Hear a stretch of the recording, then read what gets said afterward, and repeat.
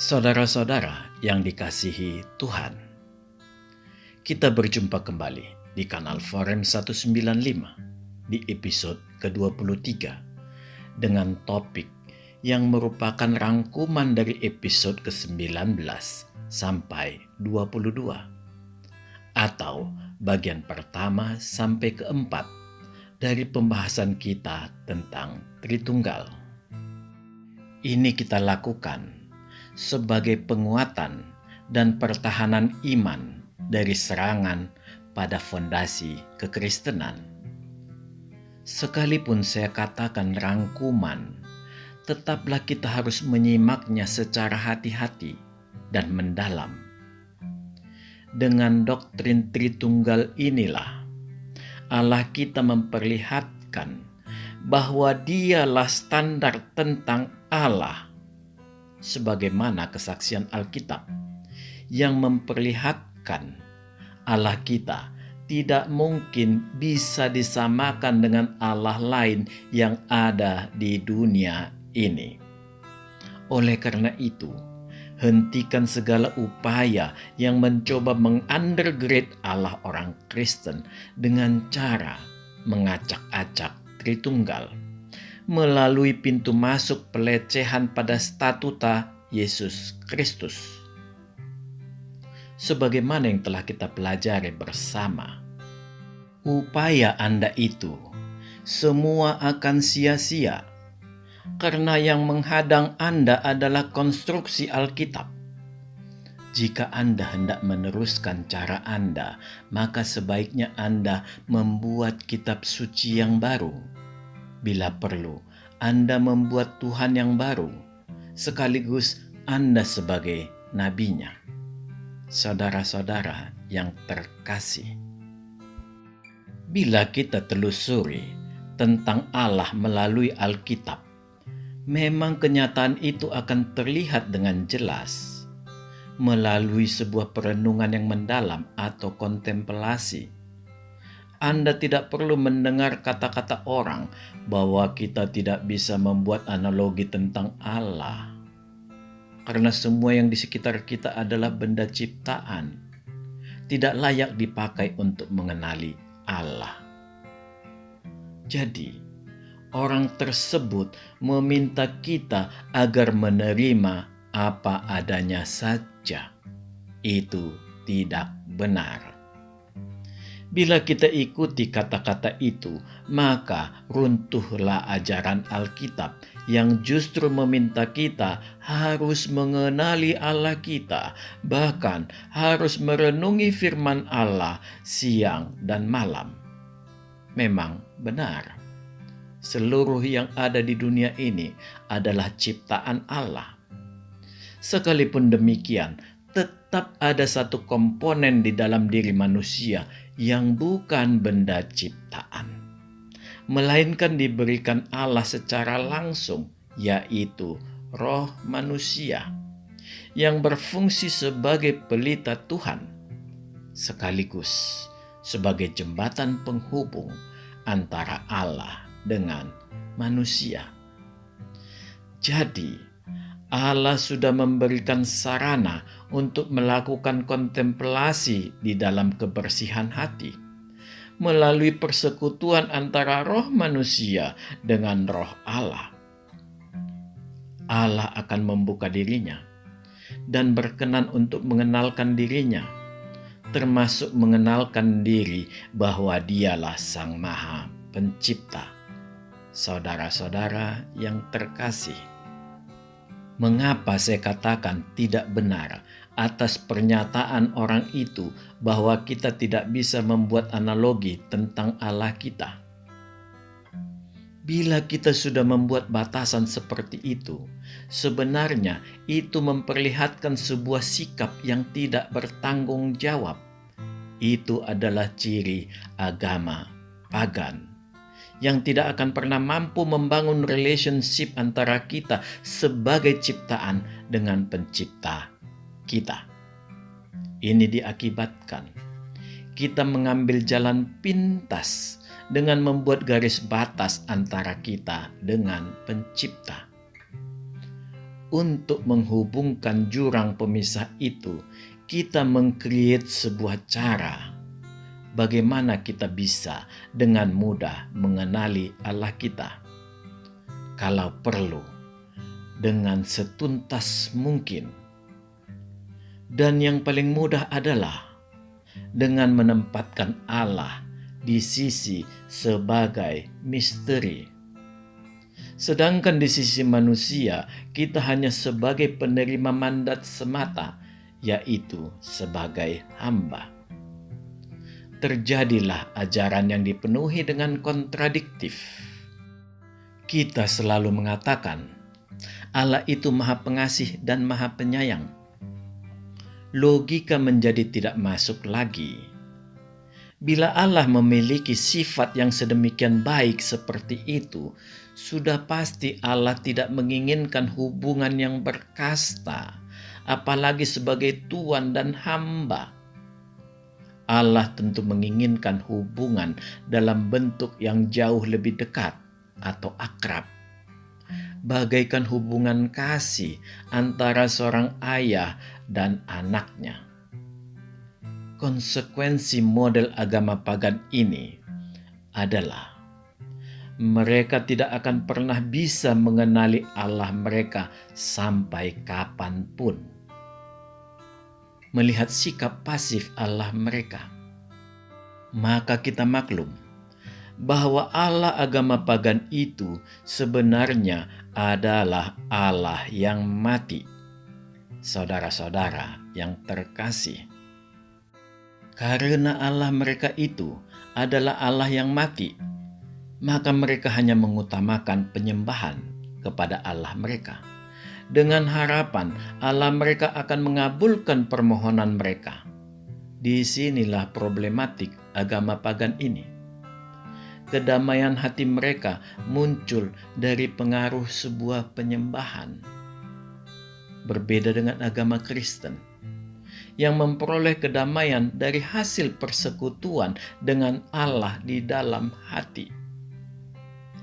Pertemuan dengan Allah di dalam hati itulah yang melahirkan damai sejahtera.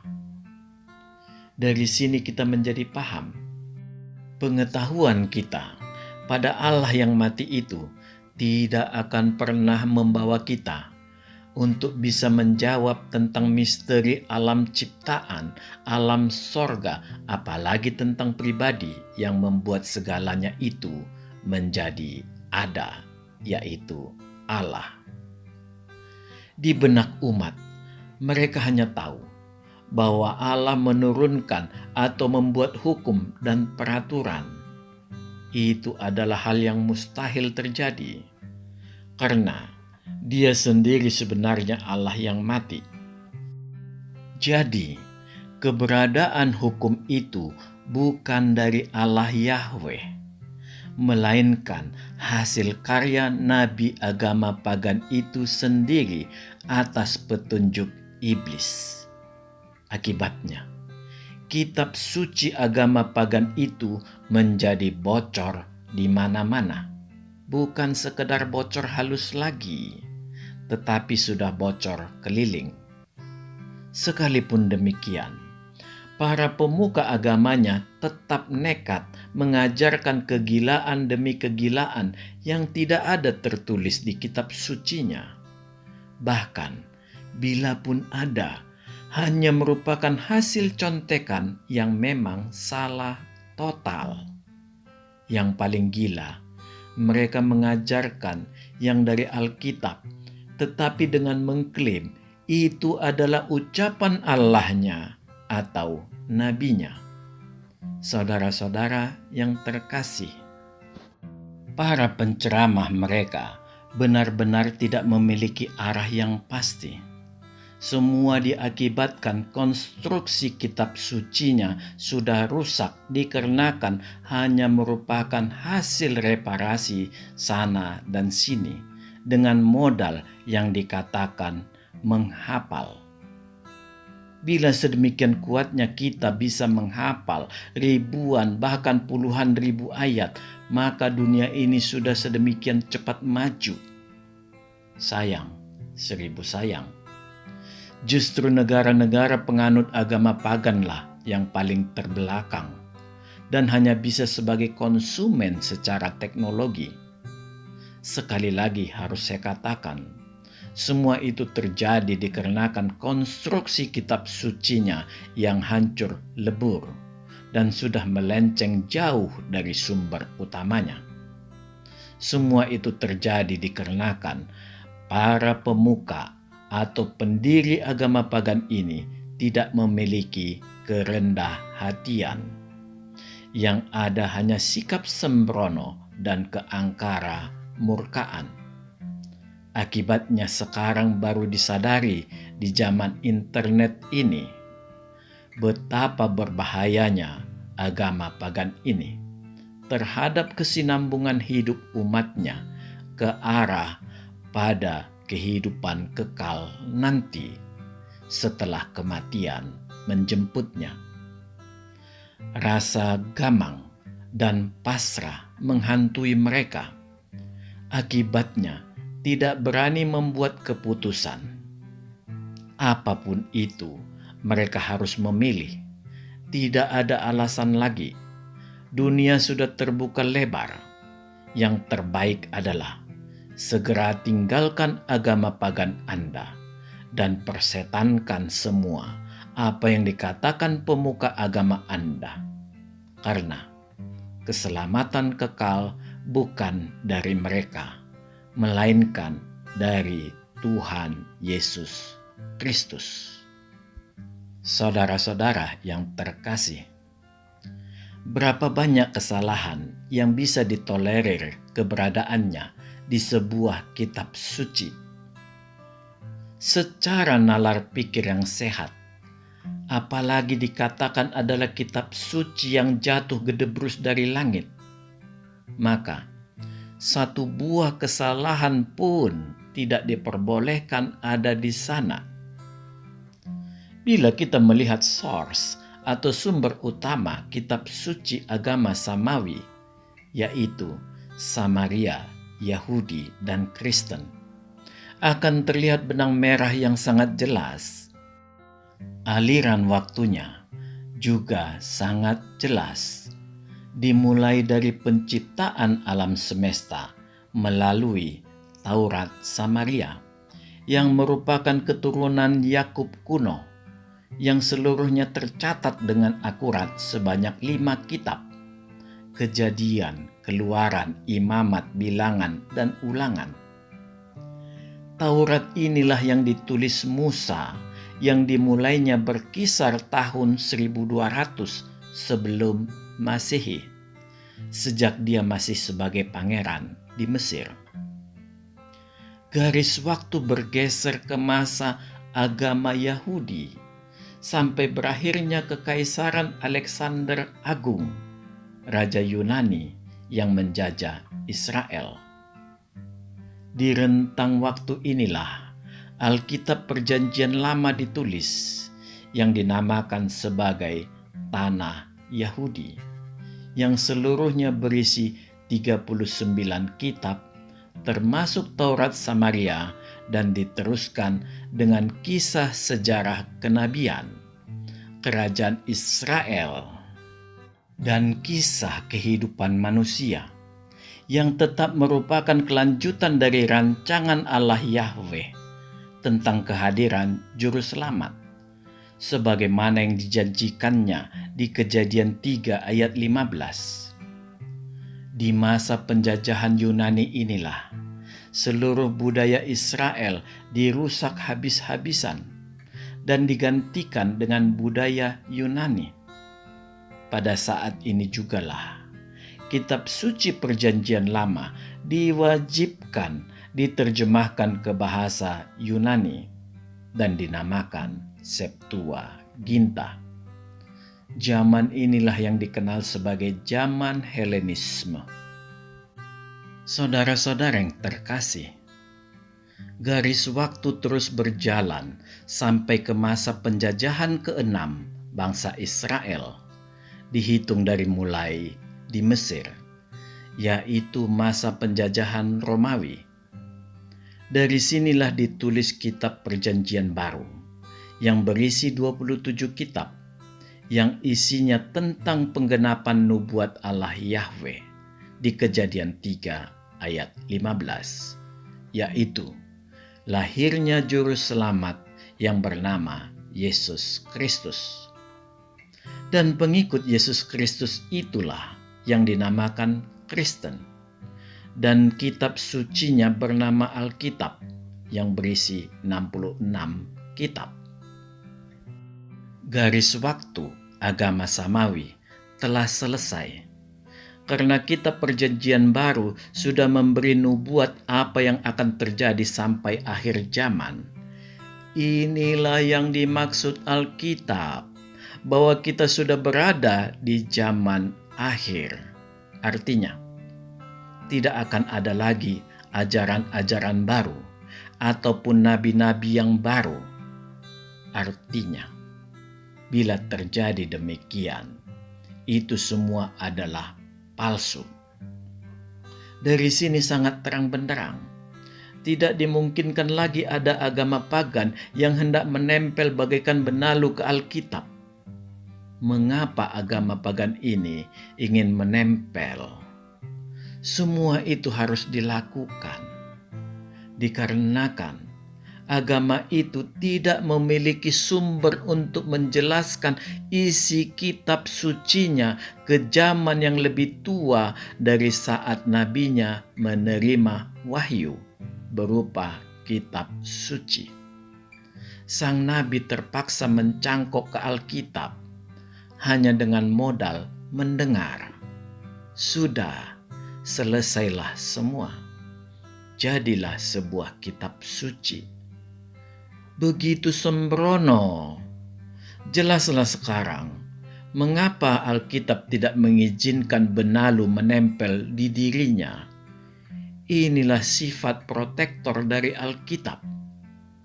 Saudara-saudara yang terkasih, inilah yang membuat Al-Quran juga sangat sulit menempel di Alkitab, karena Alkitab langsung menolaknya. Musa diambil dari air oleh putri Fir'aun, sebagaimana dikatakan Alkitab. Di kitab suci mereka berbeda, yang melakukan adalah istri Fir'aun. Kisah dari Adam sampai akhir dunia sangat jelas tentang peristiwa dan tokohnya dipersaksikan Alkitab. Sebagai contoh, siapa Adam dan Hawa? Dari mulai diciptakan sampai namanya jelas di Alkitab. Tentang siapa yang dikorbankan oleh Abraham, tentang sejarah sunat, semua sangat jelas. Kisah-kisah para nabi juga amat sangat jelas. Siapa Yesus Kristus? Siapa Ibu Yesus Kristus? Apakah ada hubungannya dengan Musa, Harun, dan Miriam? Juga jelas di Alkitab. Di mana Yesus Kristus lahir? Bagaimana konsep kelahiran dan ketuhanannya? Semua terang benderang. Ketika Muslim datang dengan Al-Quran, semua membagongkan. Al-Quran sendiri yang tidak mampu mengikuti Alkitab atau tanah Yahudi yang berisi Taurat Samaria dan Mazmur Raja Daud. Tetapi justru kalangan Muslim yang dengan entengnya mengatakan Alkitab sudah dipalsukan. Apakah Allah SWT tidak tahu bahwa sejarah itu sudah tertulis dengan akurat di 3 kitab suci agama samawi? Dengan Alkitab Kristen saja memiliki rentang 600 sampai 800 tahun. Bila ke Taurat Samaria sudah berkisar 1800 sampai 2000 tahun. Dan selama itu tidak ada perubahan, apalagi pemalsuan. Saudara-saudara yang dikasihi Tuhan, bagi saudara kalangan Muslim yang ingin belajar dalam ketulusan, harus benar-benar memahami. Ketiga agama itu berada pada garis waktu yang berkelanjutan. Dan Allah ketiga agama samawi itu sama, yaitu Allah Yahweh. Apakah Islam mengakui Allah Yahweh? Bila iya, bagaimana nasib Allah SWT? Sekali lagi, jangan pernah menyatakan Alkitab itu palsu. Dikarenakan kalangan Muslim sendiri tidak mengerti di mana keberadaan kitab Taurat, kitab Zabur, dan kitab Injil itu. Karena di Al-Quran tidak ada sama sekali, hanya sekedar menyinggungnya. Ada hal yang menggelikan yang berusaha dimunculkan para pemuka agama Islam dengan seolah-olah dengan bijak mengatakan, tidak ada perbedaan antara Yesus dan Isa. Dan mereka mengatakan bahwa Allah kita dengan Allah mereka juga sama. Dan banyak lagi lainnya. Perbedaan itu hanya dikarenakan sudut perspektif agama Islam.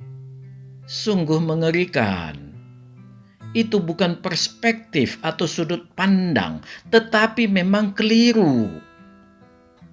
Kita sudah melihat betapa mengerikannya bila kita bertingkah bagaikan umat Muslim ketika membela agamanya. Tampak begitu gelap mata. Niat orang Kristen hanya sekedar mengkonter tuduhan mereka bahwa Alkitab itu sudah dipalsukan, ditanggapi mereka dengan beringas dan langsung menuduh penistaan. Dari sini tampak ketidakjujuran yang akut.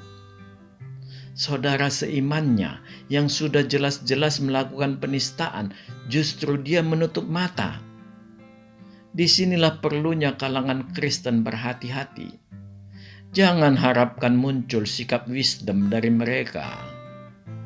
Saudara-saudara yang terkasih, sebenarnya orang Kristen itu bukan mau menginjili kalangan Islam, tetapi ketika melakukan pembelaan iman, kalangan Kristen menyampaikan hal yang benar.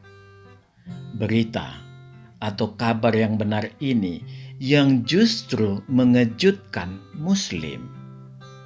Orang Kristen itu sendiri tidak menyadari itu. Tetapi Alkitab sendiri yang menjawab dan menelanjangi Al-Quran. Alkitab dengan tegas menolak Al-Quran yang mencoba-coba menempel dengan memperlihatkan peristiwa atau kisah yang sebenarnya seperti apa. Sekalipun mereka tetap bertahan pada begitu banyaknya kekeliruan bila dibandingkan antara kitab suci mereka terhadap Alkitab, tetaplah itu tidak akan lama lagi bertahan. Semakin banyak umat Muslim yang sadar. Memang yang penting adalah mereka mengerti apa yang dikatakan Al-Quran itu sudah cukup. Jadi tidak perlu menginjili Muslim, karena kebenaran itu sendiri sudah terbuka lebar melalui internet. Biar mereka sendiri yang mencari tahu dengan mencari arti yang tertulis di Al-Quran. Karena itu masalah hidup kekal. Mereka berhak untuk tahu. Dan hidup kekal itu adalah pilihan pribadi, bukan dipaksakan. Saudara-saudara yang terkasih, saat ini juga ada gejala yang persis terjadi seperti di abad kedua sampai abad kelima, yaitu maraknya muncul para anti-Tritunggal. Cara yang ditempuh kalangan anti-Tritunggal ini juga sama persis dengan kalangan Muslim dengan bertanya, tunjukkan di mana di Alkitab dikatakan Allah itu Tritunggal. Sungguh menyedihkan. Kalangan anti-Tritunggal akan memunculkan seluruh terjemahan tentang Alkitab untuk memperlihatkan bahwa ini salah, itu salah, terjemahan ini harusnya seperti ini atau seperti itu, dan banyak lagi lainnya. Sekali lagi harus saya katakan, sungguh menyedihkan. Setiap HP saat ini dilengkapi dengan Alkitab, dengan versi terjemahan, dengan begitu banyak bahasa. Perjalanan sejarah penterjemahan Alkitab juga terus berjalan, mengikuti perkembangan bahasa yang semakin modern dan semakin mengarah ke esensi artinya. Para penterjemah ini bukan orang sembarangan.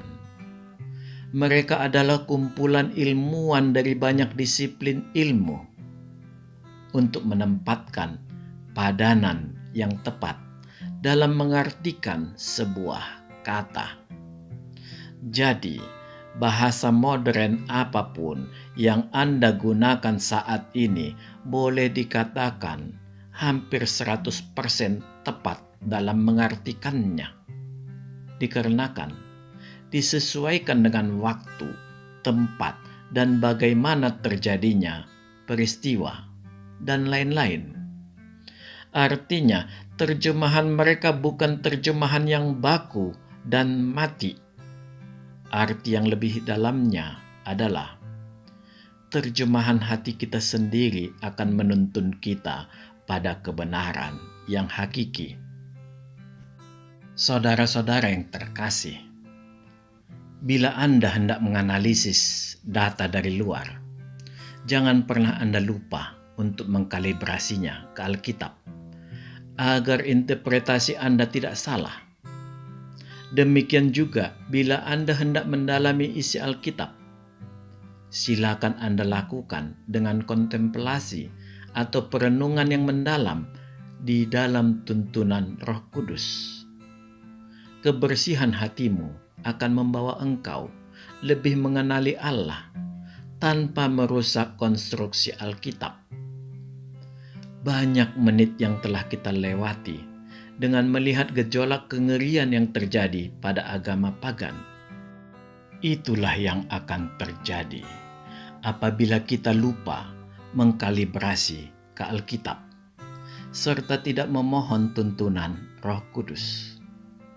Saya harap menjadi pelajaran bagi Anda bahwa kata-kata Anda dapat mempengaruhi banyak orang dan membuat mereka jatuh ke dalam pencobaan. Hati-hatilah saudaraku. Yang Anda lakukan ini bukan ujian iman, tetapi pencobaan. Anda tahu sendiri dari mana asal pencobaan itu. Karena Allah sendiri tidak pernah melakukan pencobaan. Sebenarnya, jauh lebih menarik jika semua para ilmuwan Kristen beramai-ramai mendalami atau melakukan perenungan tentang Allah melalui masing-masing disiplin ilmunya. Itu akan menjadi pengalaman perjalanan rohani yang luar biasa. Anda tidak perlu takut melakukan itu, karena kita memiliki koridor atau kompas, yaitu Alkitab. Dan kita juga memiliki teman, yaitu Roh Kudus.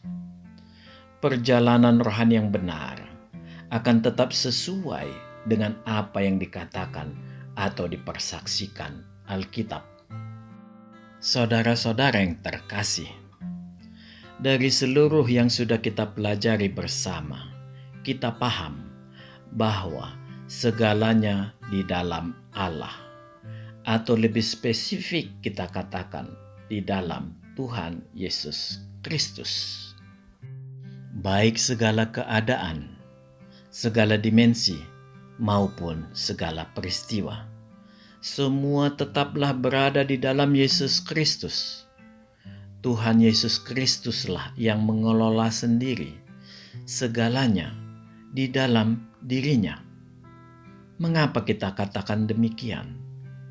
Saya akan menjawab dalam bentuk pertanyaan. Bukankah segala tentang kehidupan yang sudah, yang sedang, dan yang akan dijalani manusia tetap berada di dalam Tuhan? Apakah ada kemungkinan itu terjadi di luar Tuhan Yesus Kristus? Bila terjadi seperti itu, maka Tuhan Yesus Kristus bukan penguasa yang terbesar, karena Dia tetap berada di dalam sebuah dimensi, entah apapun itu namanya, yang memperlihatkan bahwa Dia hanyalah bagian dari penghuni dimensi itu. Itu bukan konsep Allah sama sekali, dan bukan itu juga yang dipersaksikan Alkitab. Alkitab sangat tegas berkata, segalanya berada di dalam Tuhan Yesus Kristus. Dengan pernyataan ini, apakah kekristenan itu memiliki Allah yang tunggal mutlak yang bernama Yesus Kristus? Disinilah banyak orang Kristen terjebak dengan langsung mengamini pertanyaan itu tanpa melihat esensinya. Kembali Alkitab dengan tegas mengatakan, tidak. Saudara-saudara yang terkasih, Alkitab justru memperlihatkan bahwa Allah kita ternyata jauh daripada yang dapat kita jangkau. Allah yang berada di dalam terang yang tak terhampiri, merupakan terang yang hanya bisa kita lihat tanpa bisa kita dekati. Ternyata merupakan bingkai cahaya yang bagaikan tubuh jasmaniah Allah yang melingkupi tubuh rohaniah Allah, yang mana di dalamnya berada 3 pribadi ilahi, Sang Bapa, Sang Firman, dan Roh Kudus. Terang yang merupakan bingkai kehadiran Allah itu menjadi terang yang nyata, yang real, yang bisa kita bertemu secara langsung ketika terang itu menjadi tubuh nyata Yesus Kristus, yaitu Sang Firman yang berinkarnasi menjadi manusia. Jadi, ungkapan Alkitab yang mengatakan bahwa Yesus adalah terang dunia, itu memiliki arti, bukan sekedar menyatakan pengajarannya atau perbuatannya ketika menyelamatkan manusia, tetapi lebih daripada itu. Terang yang bernama Yesus Kristus itu, yang diwakili tubuh jasmania Yesus Kristus, merupakan representasi dari terang yang tak terhampiri, yang menyatakan tubuh roh Allah Tritunggal berada di dalam diri Tuhan Yesus Kristus. Artinya, di dalam terang yang tidak terhampiri itu berada Allah Tritunggal. Dan dengan demikian akan terjadi juga di dalam tubuh jasmania Tuhan Yesus Kristus tetap berada 3 pribadi Tritunggal. Memanglah, hanya tubuh jasmania Tuhan Yesus Kristuslah yang mampu untuk menanggung 3 pribadi maha segalanya itu di dalam dirinya. Mengapa saya mengatakan seperti ini? Saudara-saudara yang terkasih, sebagaimana yang telah kita pelajari, terang yang tak terhampiri itu bukanlah esensi Allah, tetapi itu adalah suatu wujud yang bisa kita nyatakan bahwa di situ Allah hadir. Terang itu adalah ciri sebuah persekutuan 3 pribadi roh yang maha mulia. Sekarang kita bisa menganalogikan bahwa tubuh Yesus Kristus adalah realitas terang yang tak terhampiri itu. tubuh Yesus Kristus dengan esensi manusianya 100% benih dari sorga yang ditempatkan Allah di rahim Bunda Maria. Allah tetap konsisten menyatakan Yesus Kristus sebagai manusia sepenuhnya. Dia bukan saja memberi rupa seperti manusia, tetapi Dia juga memberi roh manusia yang menyatakan Yesus Kristus juga adalah manusia. Dengan demikian, kita bisa menggambarkan Tuhan Yesus Kristus itu segalanya seperti manusia, bukan hanya bentuk dan rupa, tetapi juga memiliki ciri khas atau identitas sebagai manusia, dengan bukti memiliki roh manusia. Sampai di sini, memang Dia adalah manusia seutuhnya. Kelebihan Tuhan yang luar biasa adalah tubuh jasmania Tuhan Yesus Kristus mampu menopang keberadaan tiga pribadi ilahi di dalam dirinya tanpa membuat Yesus Kristus binasa.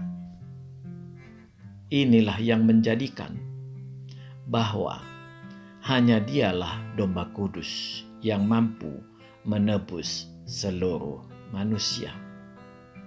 Saudara-saudara yang terkasih, untuk mengemban kehadiran tiga pribadi maha mulia di dalam sebuah tubuh kemanusiaan bukanlah hal yang main-main. Karena secara esensialnya tiga pribadi yang maha suci ini tidak akan mampu didekati oleh manusia. Karena manusia itu akan binasa. Kita sudah sering membahas ini. Dan saya sangat berharap saudara semua mau untuk mempelajarinya kembali dari link yang ada di kolom deskripsi.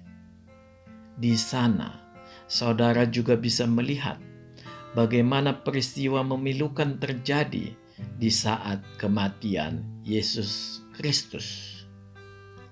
Yesus Kristus secara esensial merupakan benih yang sudah lengkap berasal dari sorga.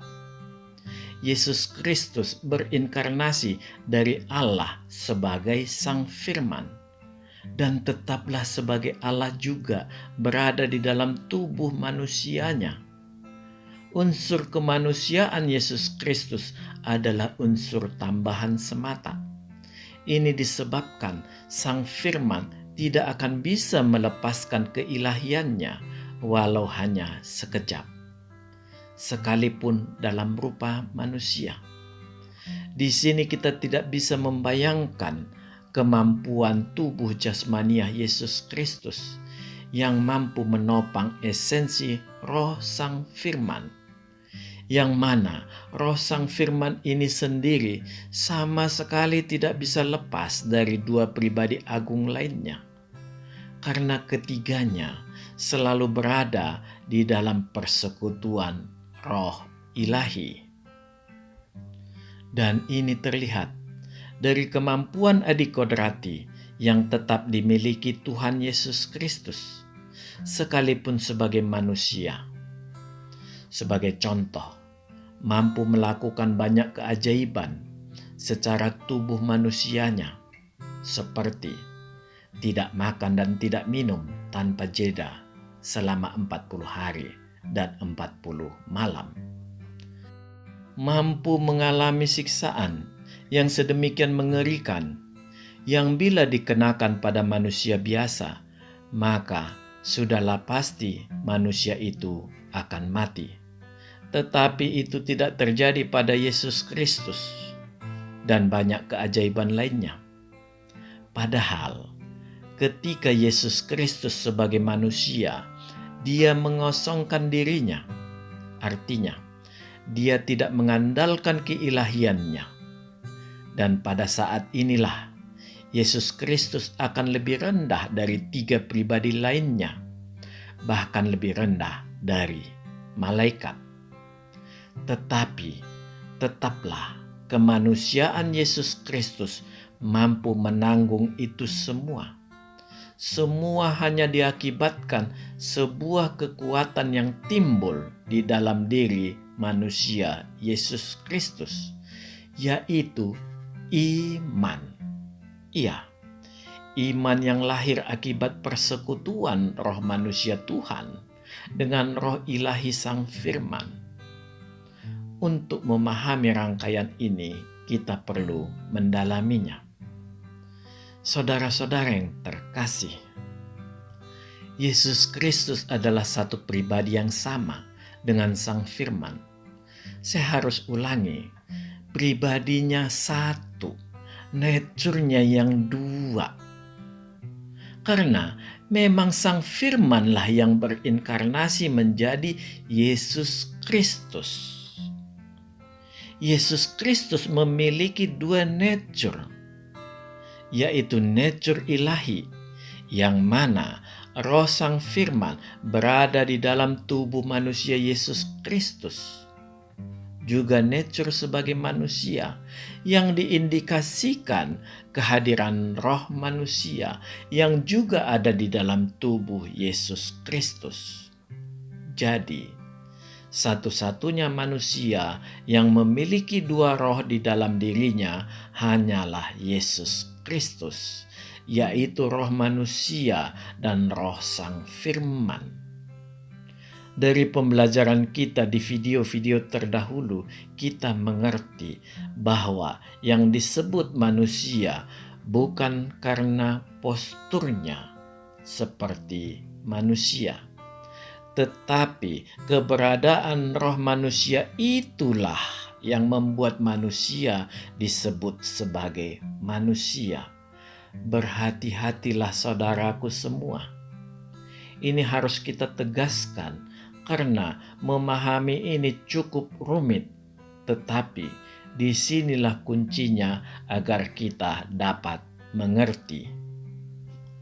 Saudara-saudara yang dikasihi Tuhan, bila tidak ada yang mengungkit-ungkit Tritunggal, sebenarnya sudah cukup bila kita mengetahui hanya sampai pengakuan iman percaya.